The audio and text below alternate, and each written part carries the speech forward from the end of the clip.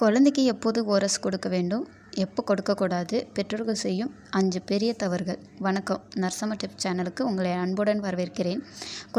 குழந்தைகளுக்கு வயிற்றுப்போக்கோ அல்லது வாந்தியோ வந்த உடனே பல பெற்றோர்கள் ஓரஸ் கொடுக்க ஆரம்பிச்சிடுறாங்க. ஆனால் அதை சரியான முறையில் கொடுக்கவில்லை என்றால் அதனுடைய முழு பலனையும் நம்மளுக்கு கிடைக்காமலேயே போயிடும். இந்த வீடியோவில் நான் எதை பற்றி சொல்ல போகிறேன் அப்படின்னா, ஓரஸ்னால் என்றால் என்ன, எப்போது கொடுக்க வேண்டும், எப்படி சரியாக தயாரிப்பது, பெற்றோர்கள் செய்யும் 5 பெரிய தவறுகள் என்னென்ன என்பதே நான் இந்த வீடியோவில் எளிமையாக நான் சொல்லியிருக்கேன். ஸோ ஸ்கிப் பண்ணாமல் லாஸ்ட் வரைக்கும் இந்த வீடியோவை பாருங்கள், ஏன்னா யூஸ்ஃபுல்லாக இருக்கும். ஓரஸ் ரொம்ப முக்கியமான ஒன்று. ஸோ இதை நீங்கள் ஃபுல்லாக பார்த்தீங்கன்னா மட்டும்தான் நான் என்ன சொல்லியிருக்கேன், நீங்கள் செய்யக்கூடிய தவறுகள் என்ன, அதை எப்படி பார்த்துக்கணும், எந்த மாதிரி அறிகுறிகள் இருந்தால் டாக்டர்கிட்ட போய் கன்சல்டேஷன் வாங்கணும் அப்படின்றத நான் மறக்காமல் இந்த வீடியோ ஃபுல்லாக கடைசி வரைக்கும் லாஸ்ட் எண்டு வரைக்குமே பாருங்கள். ஓரஸ் என்றால் என்ன அப்படின்னா, ஓரஸ் ஓரல் ரீஹைட்ரேஷன் சொல்யூஷன் என்பது இது வயிற்றுப்போக்கோ அல்லது வாந்தியோ வந்த உடனே உடலில் இருக்கும் அந்த தண்ணியும் மற்றும் உப்பு சத்தையுமே குறைய ஆரம்பிச்சிடும். ஸோ இதை ஈடு செய்ய உதவக்கூடிய கரைசல் தான் இந்த நீரிழப்பு தடுக்க, அதாவது நீரிழப்பு வராமல் தடுக்க மிக முக்கியமான கரைசல் தான் இது. ஓகேங்களா, இதுதான் ஓரஸ் உடைய பலன். ஓரஸ் என்பது ஒரு எளிமையான கரைசல் தான், ஆனால் அதை சரியான முறையில் தான் நீங்கள் கொடுக்கணும். ஓரஸ் எப்போ கொடுக்க வேண்டும் அப்படின்னு சொல்லி பார்த்தீங்கன்னா, குழந்தைக்கு வயிற்றுப்போக்கோ அல்லது வாந்தி எடுத்துகிட்டே இருக்காங்க அப்படின்னா இதை கொடுக்கலாம். அதை வாந்தி எடுத்துட்டாங்க அப்படின்னா சிறிதளவு கொடுக்கலாம். வயிற்றுப்போக்குக்கு முக்கியமாக கொடுக்கணும். வாந்தி எடுத்துட்டாங்க அப்படின்னா அவங்கள நீரிழப்பு வராமல் தடுக்கணும் அப்படின்னா இதை ஓரஸ் கொடுக்கலாம்.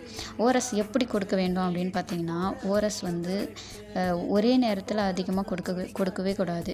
சிறிதளவு அடிக்கடி கொஞ்சம் கொஞ்சமாக கொடுக்கலாம். வாந்தி எடுத்துட்டாங்க அப்படின்னா ஒரு 5 நிமிஷமோ ஒரு 10 நிமிஷமோ நீங்கள் வெயிட் பண்ணி பார்த்துட்டு அதுக்கப்புறம் கொடுக்கலாம். வாந்தி எடுத்துட்டாங்க அப்படின்னு சொல்லிட்டு கொடுக்காமல் நிறுத்திடாதீங்க.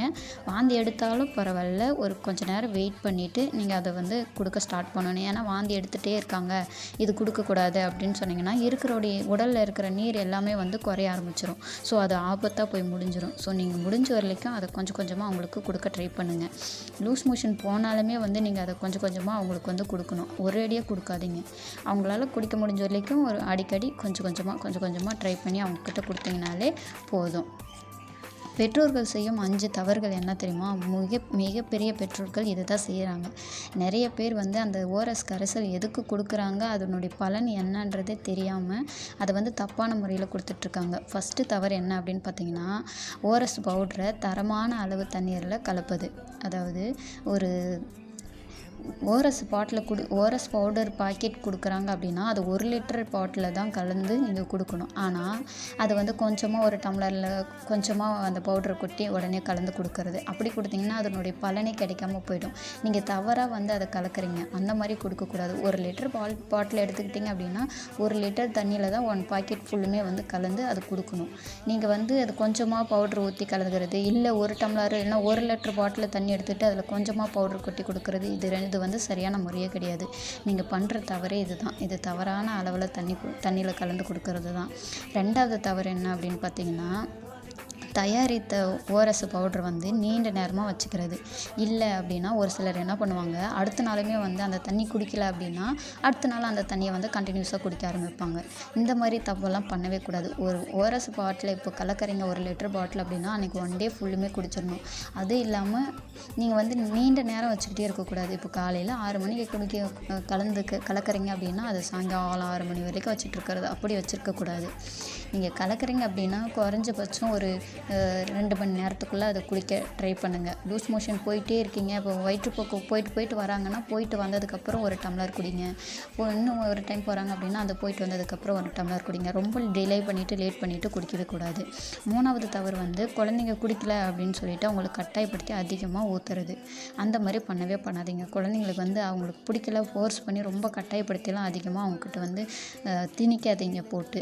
4வது தப்பு என்ன அப்படின்னு பார்த்தீங்கன்னா, குழந்தைங்க ஆபத்தான நீரிழப்பு நோய் அதாவது அறிகுறி இருக்குது அப்படின்னும்போது அதை டாக்டர்கிட்ட போய் இவங்க சொல்லவே மாட்டாங்க.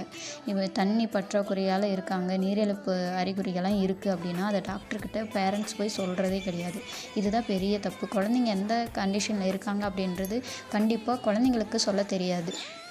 ஸோ அவங்களால சொல்லவும் முடியாத கண்டிஷன்ஸில் தான் இருப்பாங்க. நீங்கள் தான் அதை வாட்ச் பண்ணி நீங்கள் தான் குழந்தைங்கள பார்த்து இந்த மாதிரி இருக்காங்க டாக்டர்னு டாக்டர்கிட்ட உடனே போய் சொல்லணும்.